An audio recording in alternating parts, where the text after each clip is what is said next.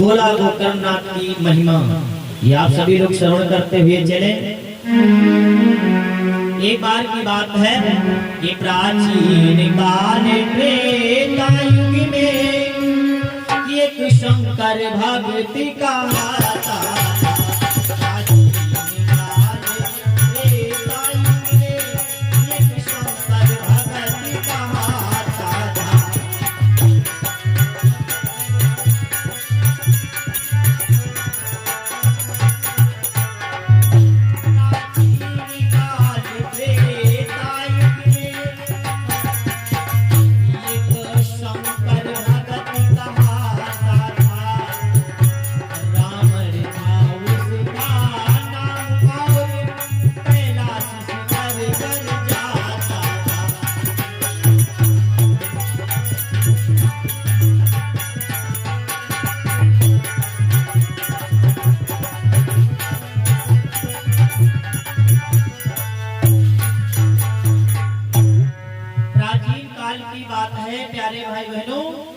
एक समय की बात है। दशानन जी का नाम सभी लोगों ने सुना होगा, रावण महाराज का। एक बार दशानन जी ने अपने मन में विचार किया कि चलो भगवान शिव की आराधना करें, भगवान शिव से प्रार्थना करें। तो भगवान शिव की प्रार्थना करने के लिए उन्होंने क्या किया, अपने पुष्पक विमान पर विराजमान हुए। और उनका पुष्पक विमान एक ऐसा था जो वो मन की गति से चलता था। अगर सोच लेते कि हमको सीतापुर जाना है, जैसे विमान पर बैठ लेते और अपने केवल सोच लेते कि हमें सीतापुर जाना है और बस आपको लेकर के वो चल देता। वो मन की गति से चलता था।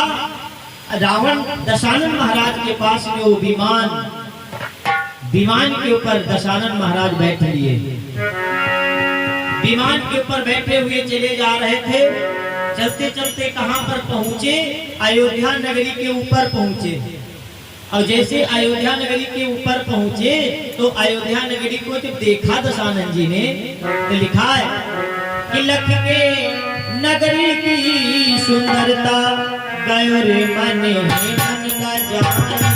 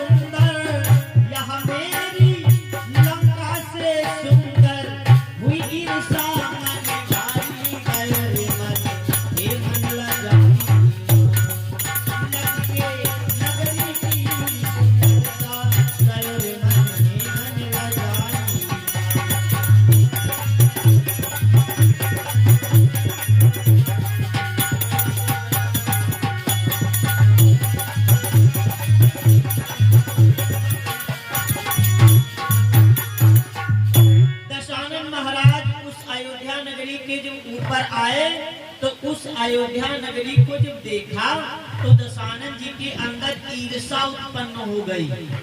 ईर्षा देख करके देखिए, ईर्षा वो दिमक होती है जो अंदर अंदर व्यक्ति के यानी खोखला कर देती है। ईर्षा का मतलब होता है जलन। जैसे तुमका देखी हम जरी, तुम हमका देख के जराऊ। हाँ, उसको कहते हैं ईर्षा। तो ध्यान रखना, दशानन महाराज के मन में आई गई ईर्षा, और वो भी अयोध्या नगरी को देख करके। अयोध्या नगरी को जब देखा तो सोचा, अरे ये कंकड़ पत्थर की अयोध्या नगरी कितना गजब का चमक रही है, और मेरी सोने की लंका इतना अच्छी नहीं लगती जितना ये कंकड़ पत्थर की लग रही है। यही मन में विचार करके उनके अंदर ईर्षा आई गई। और देखिए, जब किसी के अंदर जलन या ईर्षा आती है ना, तो मन में आता है कि इसको नष्ट कर दे। दशानन जी के भी मन में आया कि इस अयोध्या नगरी को नष्ट कर दूंगा। आप तुरंत उन्होंने क्या किया, अपना विमान नीचे को उतारा। नभ से तुरंत विमान आया ना, करने लगे सरयू स्नाना। वहीं नीचे पर सरयू बह रहा था। दशानन जी अपने विमान को नीचे उतारा और सरयू में स्नान करने लगे। और सरयू में स्नान करते करते इधर उधार जी मनहु गिरीशा, कई फैलाई लंबो भुजी भीषा, मनहु गिरीशा, कई फैलाई लंबो भुजी भीषा।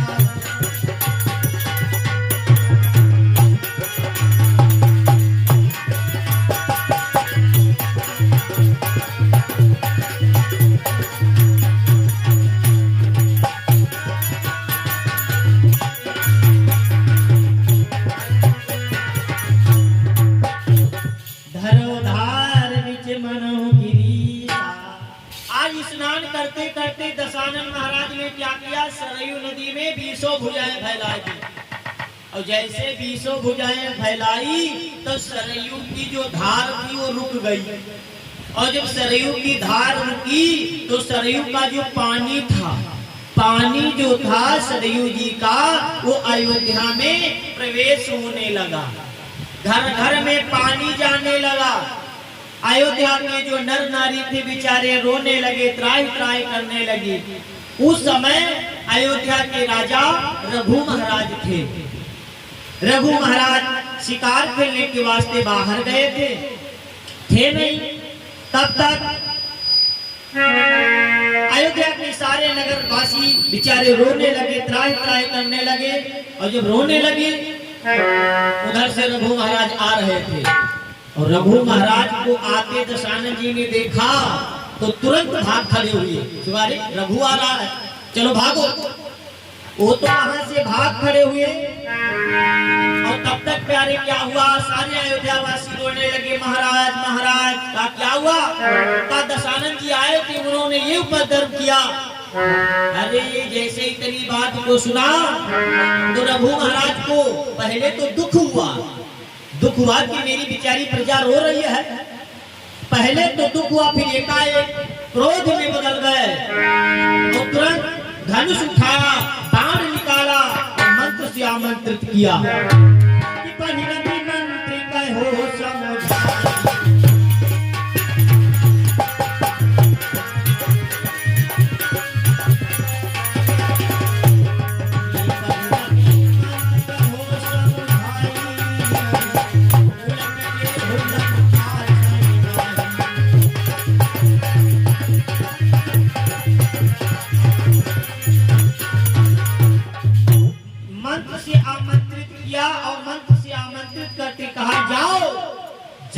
लंका नगरी को पलट लो जाकर के। और जैसे भैया मंत्र से आमंत्रित किया तो वो बाण जो है वहां से छूटा, जाकर के लंका नगरी के एक कोने में प्रवेश कर गया। लंका नगरी के कोने में प्रवेश कर गया, लंका नगरी को पलटने लगा। भैया जब लंका नगरी को पलटने लगा तो वहां के जितने भी निशाचर थे, जितने भी जवान थे, सब आए उस बाण को निकालने लगे। निकाल लो, नहीं निकाल पाए। यहाँ तक कि रावण का जो बेटा था जिसका नाम था मेघनाथ, वो भी उस बाण को नहीं निकाल सका। जबकि इंद्र को जीतने वाला मेघनाथ था, वो भी बाण को नहीं निकाल पाया। तो अब सबको विश्वास हो गया कि मेरी लंका नगरी समुद्र में पलट जाएगी। सोचा अब क्या करूं, रावण जी थे नहीं। तब तक रावण की जो पत्नी धर्म मंदोदरी है, बेचारी पत्नी मंदोदरी ने सोचा क्योंकि मेरे स्वामी तो है नहीं, मेरे स्वामी तो घर पर है नहीं। और देखिए घर में दो लोग होते हैं, पति और पत्नी। जब पति का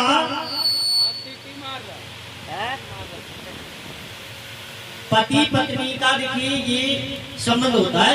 जब पति होता है घर में तो पति का अधिकार होता है, अगर पति नहीं है तो पत्नी का अधिकार हो जाता है पूर्ण। घर में पिता नहीं है तो माँ का अधिकार। मंदोदरी ने सोचा मेरे स्वामी तो है नहीं, अब क्या करूं भगवान, मेरी तो कुछ समझ में नहीं आ रहा है।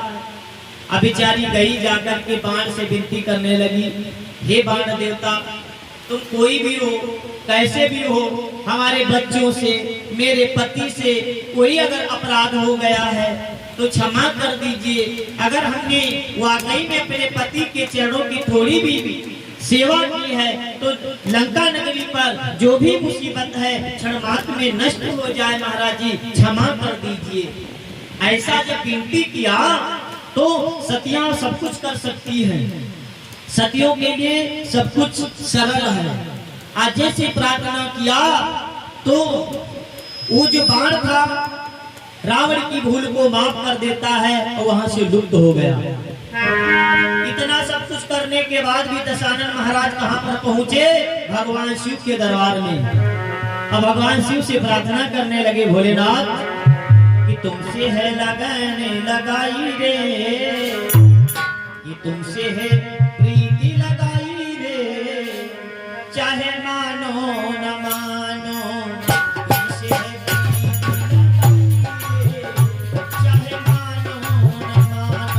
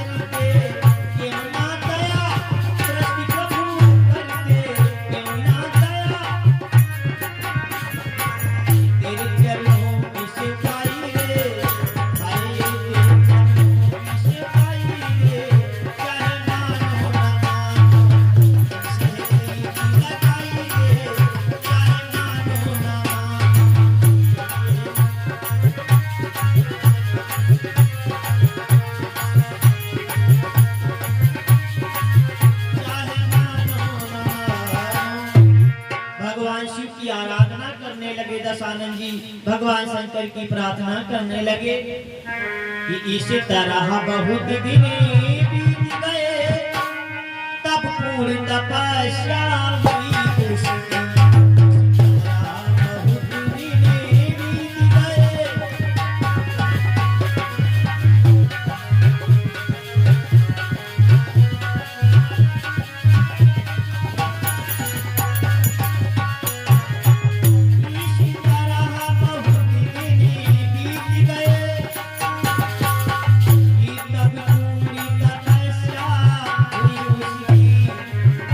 खुशी हो पर शंकर जी बोले, खुशी हो पर शंकर जी बोले, अब पर मांगो हमसे खुशी।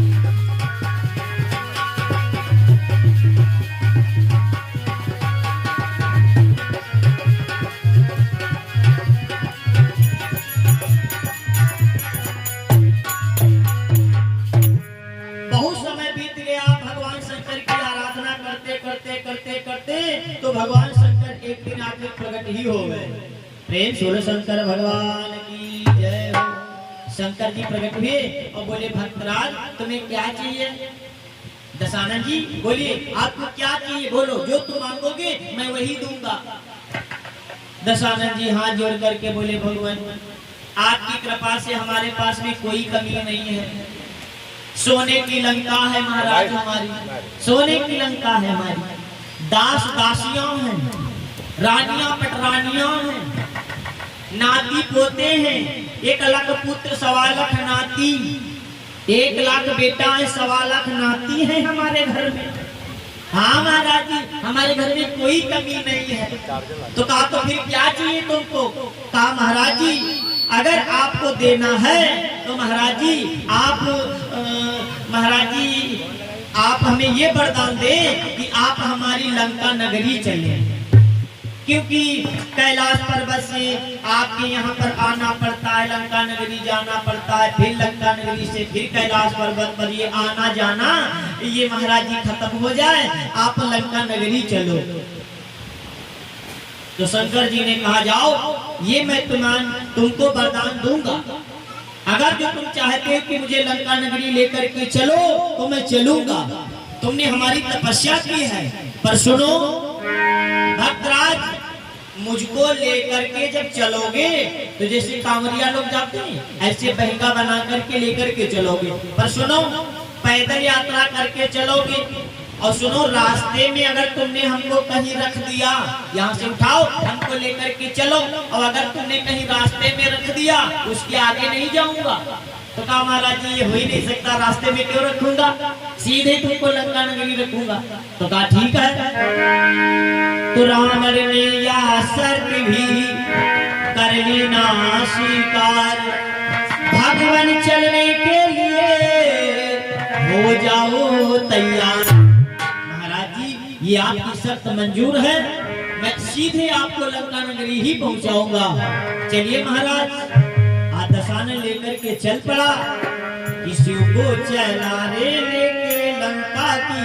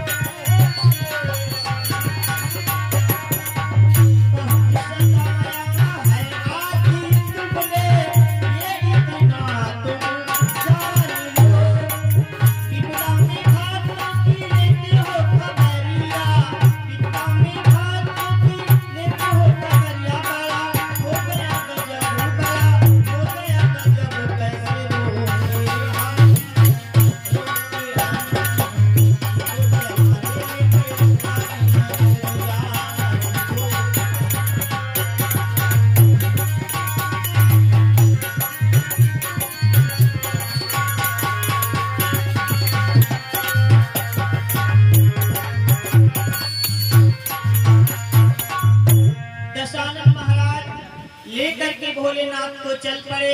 सारे देवता प्रार्थना करने लगे, पाहिमाम पाहिमाम, हे भोलेनाथ अगर दशानन जी के साथ में आप चले जाओगे तो लंका नगरी की शक्ति और बढ़ जाएगी।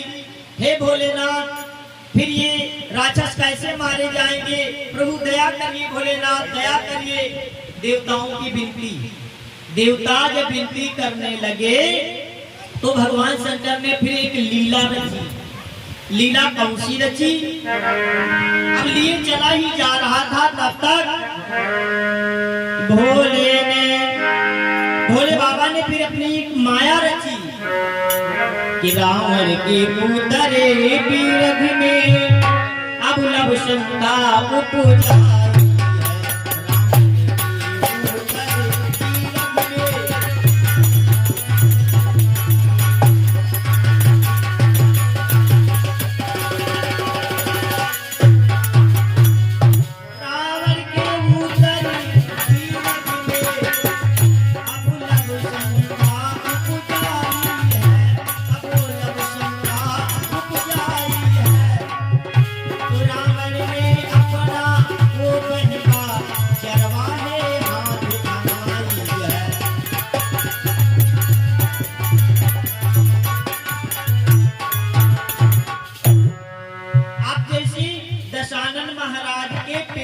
बड़ी तेज से लवशंका उत्पन्न कर दी। लवशंका समझ रही नहीं समझ रही? लवशंका उत्पन्न कर दी। लवशंका कहते पेशाब को। अब बड़ी तेज से लवशंका जब उत्पन्न कर दी तो अब उनसे रहा नहीं गया। इतनी तेज से उत्पन्न कर दी कि रहा नहीं गया। सोचा अभी लंका नगरी तो काफी दूर है, अब क्या करूं क्या करूं। और भोलेनाथ ने कहा है कि अगर रख दोगे तो आगे जाऊंगा नहीं, अगर रख देता हूं तो ये जाएंगे नहीं, अब क्या करूं। तब तक दशानन जी ने क्या देखा, एक चरवाहा अपनी गाय चरा रहा है। सोचा बन गया बन गया। दशानन महाराज ने तुरंत चरवाहे को बुलाया, ए चरवाहे यहाँ। अब वो चरवाहा भाग करके आया, बोला प्रणाम। कहा सुखी रहो, क्या हो? तो कहा क्या है महाराज? कहा लो लो लो मेरे महादेव को तब तक तुम थाम लो थामो। और सुनो, जब तक मैं वापस ना आ जाऊं तब तक इनको जमीन में मत रखना, ठीक है? मैं अभी आ रहा हूं। अब वो चरवाहा भोलेनाथ को लेकर के खड़ा हो गया। धन्य है चरवाहा जो बिना देखे तपस्या के भगवान शिव को पा गया। लेकर के हाथ में खड़ा हो गया। दशानन जी तो चले गए लवशंका करने। और तब तक भगवान शंकर क्या लीला करते कि भोले ने चरवाहे पर,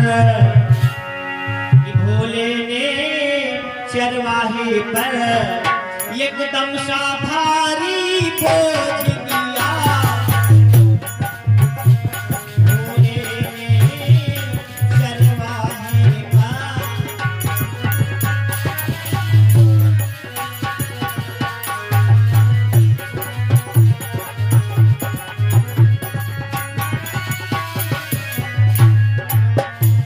भोले ने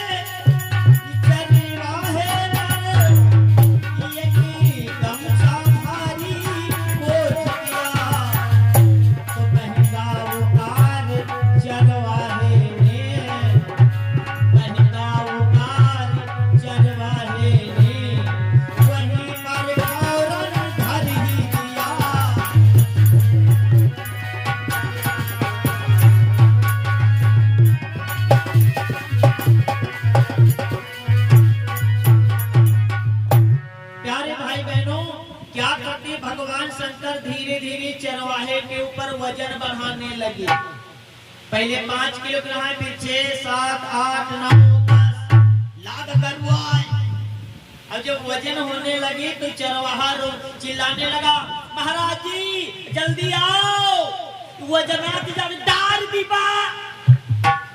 और जैसे कहा डाल देंगे तो दशानन जी ने कहा पागल डाल मत देना, डाले ना आइत्यान। और जब तक दशानन जी आवे और तब तक झड़म मत दिसी। जब बहुत गरुआई जी तो डाल ना दिए। जब भार संभालने की शक्ति उसके शरीर में नहीं रही तो बहंगा उतार कर फौरन वहीं पर धरी, बेचारा वहीं पर डाल दिया। और जैसे डाल दिया दशानन जी पास में आए, कहा मूर्ख कहेंगे, मैंने कहा था कि भोलेनाथ को जमीन में मत रखना और तूने डाल दिया। चरवाहा कालक महाराज इतना वजन आई दे रहा है, इतना वजन आई दे रहा, रोक नहीं पाए।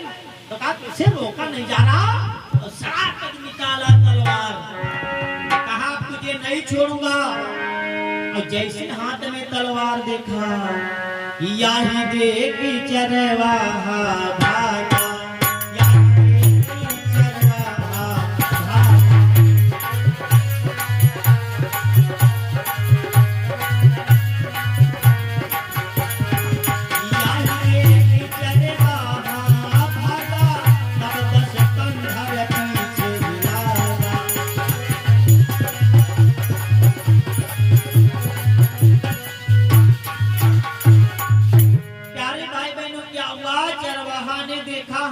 तलवार समझ गया कि अब मरी गई, भाग पड़ा। अब भागता जा रहा था, आगे आगे आगे आगे चरवाहा, पीछे पीछे दशानन जी भागते चले जा रहे थे, भागते चले जा रहे थे। सोचा अब क्या करूं, जब बचने की कोई राह नहीं मिली।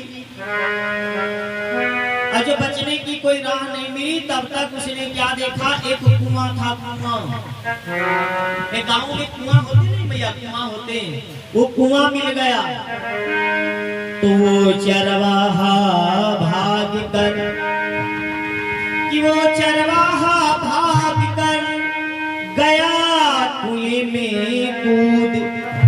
रावण ने देखा तभी दे दी उसको छूट। वो बेचारा भागा, भाग करके था कुआं, वही कुआं में झम गिरा। जब गिरा दशानन जी कहे लगा नहीं नीक भवा गिर जा मर जाओ, है तो बता निकाला नहीं है, मर जाओ तुम बूढ़ी मर जाओ। निकाला नहीं यार, निकाला नहीं, वापस चले आए पर निकाला नहीं। इतना क्रोध में थे बेचारा, वहीं पर वो तड़प तड़प कर कुएं में ही वो चरवाहा मर गया, पर निकाला नहीं। हाँ, गुस्से में नहीं निकाला। अब कहां पर आए दशानन जी, जहां पर भोलेनाथ बैठे, भोलेनाथ बेचारे बैठे थे। अब दशानन जी आए, हाथ जोड़ करके बोले प्रभु हमसे गलती तो हो गई, चरवाहे के हाथ में हमने दे दिया। अब ये इतना मूर्ख था महाराज जी, आपको डाल दिया, क्षमा करना महाराज जी, उठो चलो, उठो चल उठो। भोलेनाथ कहने लगे नहीं भक्तराज, जो शर्त कही थी मैंने क्या भूल गए हो, जो शर्त कही थी मैंने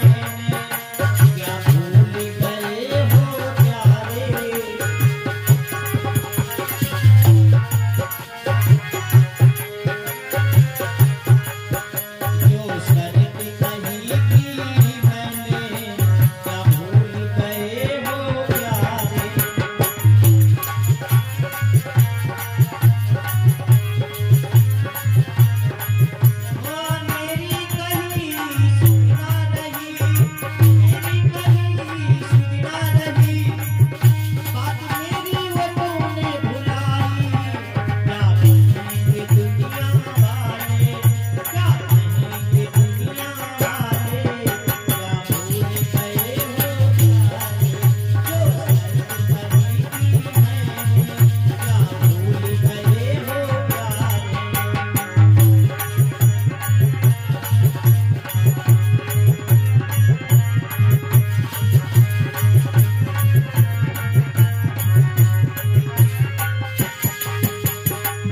कही थी मैंने क्या भूल गए हो प्यारे।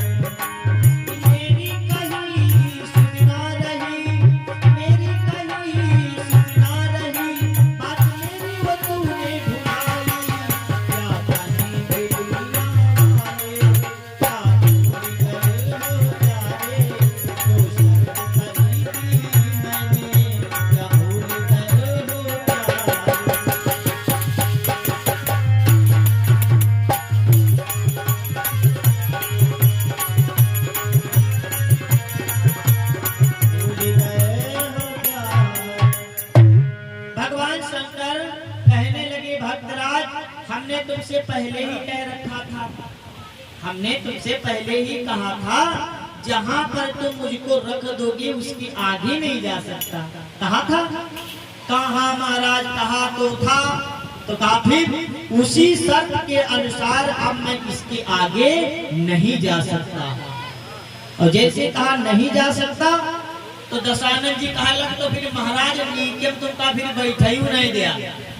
इतनी हमने तपस्या की है, इतना तुम्हारे लिए हमने त्याग किया, भूखे न मरे, तुमका प्रकट करें, और अब तुम जइहो नहीं, जइहो नहीं, तो फिर नीकेम तुम बैठी हो नहीं फिर पर। तो कहा तू क्या करेगा, जो तुम्हारी मर्जी आए कर ले, पर मैं जाने वाला नहीं हूँ। तो आए गया गुस्सा, तो बड़ी तेज से शंकर जी के यहाँ पर रखा अपना अंगूठा, अंगूठा रख के और बड़ी तेज से हाथ से दबा दिया, जमीन में दबा दिया। जब जमीन में दबा दिया तो 1.5 हाथ नीचे शंकर जी घुस गए जमीन। हाँ, 1.5 हाथ जमीन में घुस गए जमीन में बेचारे। हाँ, आज भी बताया जाता है भोलेनाथ के सर में 500 ग्राम दूध आज भी आ जाता है उनके। हाँ, और जानते ही कहाँ की महिमा है। उस चरवाहे का क्या नाम था, उस चरवाहे का रहा नाम गोकर्णनाथ इसी नाम से है पड़ा गोला गोकर्णनाथ। भोलेनाथ आज भी गोला गोकर्णनाथ में जमीन के अंदर विराजमान है।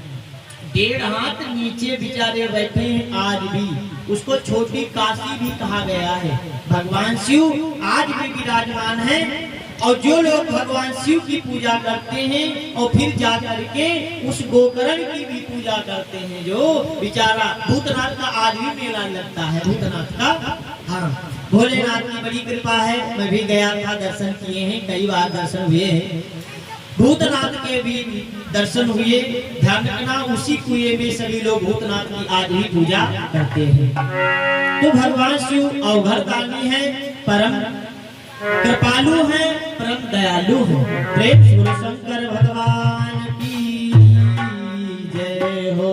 तो इस प्रकार से ये गोला गोकर्णनाथ की पावन चर्चा आप लोगों ने श्रवण की। आइए भगवान भूतनाथ भोले बाबा से निवेदन है और कहना है।